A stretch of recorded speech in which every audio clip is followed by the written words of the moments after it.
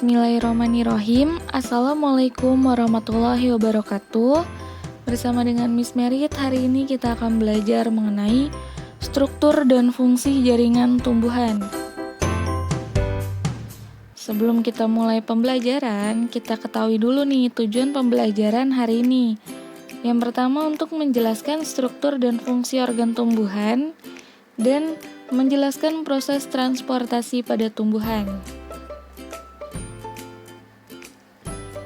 Nah, ini ada peta konsepnya. Hari ini kita belajar mengenai fokus utamanya, yaitu tumbuhan. Nah, tumbuhan ini memiliki organ-organ. Kemudian dapat melakukan gerak, dapat melakukan transportasi, dapat melakukan fotosintesis, dan dapat melakukan respirasi.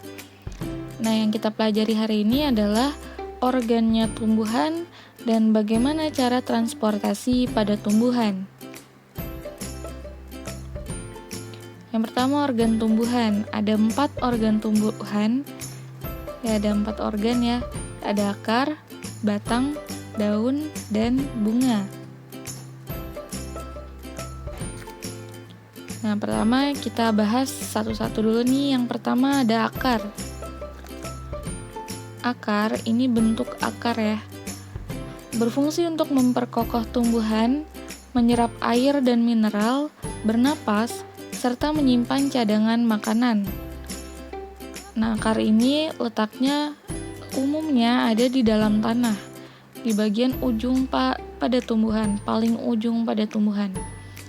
Nah, akar dibagi menjadi 2 jenis, yaitu ada akar tunggang dan akar serabut. Akar tunggang ini terdapat pada tumbuhan dikotil, dan akar serabut terdapat pada tumbuhan monokotil.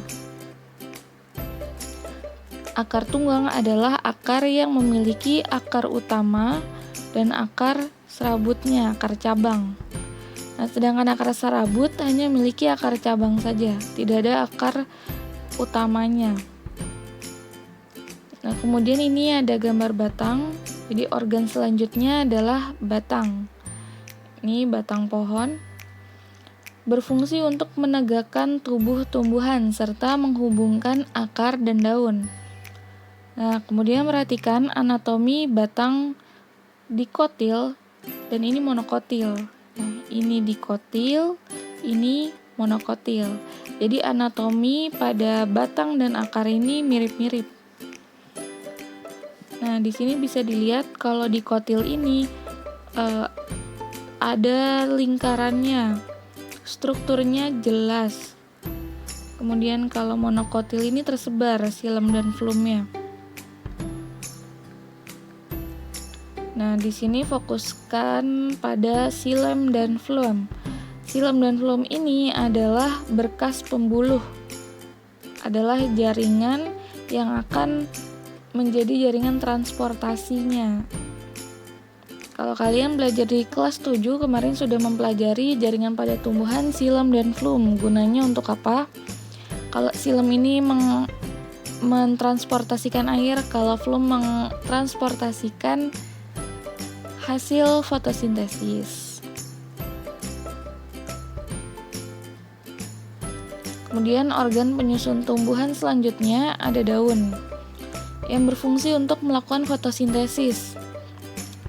Di sini ada struktur anatomi tumbuhan daun yang terdiri dari epidermis, mesofil.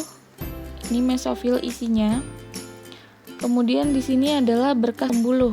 Nah, ini epidermis bagian atas sama bawah. Ini jadi kalau ada daun yang kita potong, nah ini bagiannya kalau kita lihat lewat mikroskop, bagian sampingnya. Di bagian bawah daun, ini bagian atas daun. Atas sama bawahnya sama-sama epidermis. Kemudian jaringan yang isinya ini mesofil. Kemudian ini ada xilem dan flum, berkas pembuluh angkut. Kemudian ini organ selanjutnya yaitu bunga. Bunga berfungsi untuk reproduksi generatif atau seksual atau reproduksi dengan pertemuan antara 2 sel kelamin. Pada bunga, sel kelamin jantannya adalah benang sari, ini benang sari. Kemudian sel kelamin betinanya adalah putik. Ini putik. Ya. Ini benang sari, ujungnya ada kepala sari, kemudian bisa menghasilkan serbuk sari. Nah, serbuk sari ini bisa menempel di kepala putik. Ini kepala putik ya. Nanti serbuk sari yang menempel ke kepala putik akan masuk ke tangkai putik, kemudian bertemu bakal biji dan akan menjadi benih yang baru. Jadi ini gambar struktur bunga lengkap. Bunga lengkap adalah bunga yang lengkap memiliki mahkota, kelopak, putik, dan benang sari.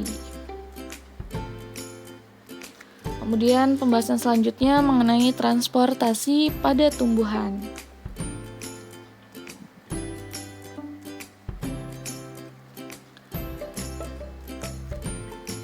Nah, yang namanya transportasi terdiri dari kata transport yang artinya mengangkut ya.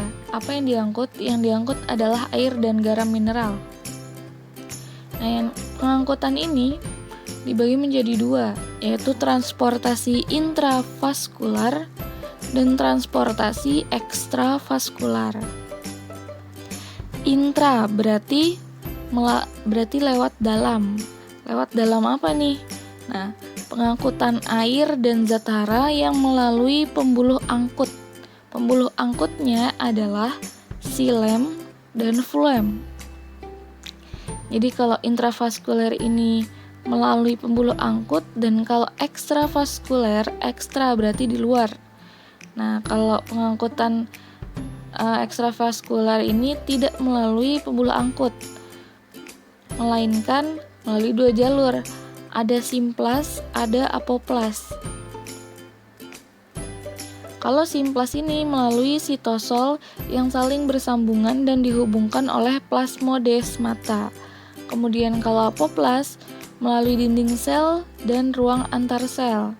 Nah, namun tidak terjadi jika melalui endodermis karena ada pita Kaspari. Mungkin bahasanya terlalu membingungkan.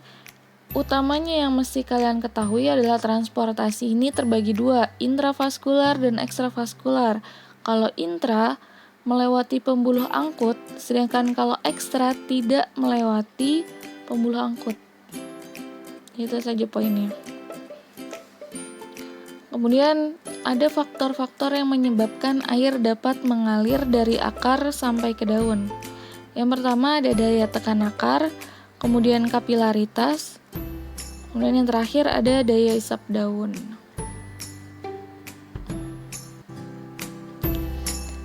Nah, tugasnya mencatat info penting dari video ini, kemudian silakan upload ke Google Form yang linknya diberikan oleh Miss Mary.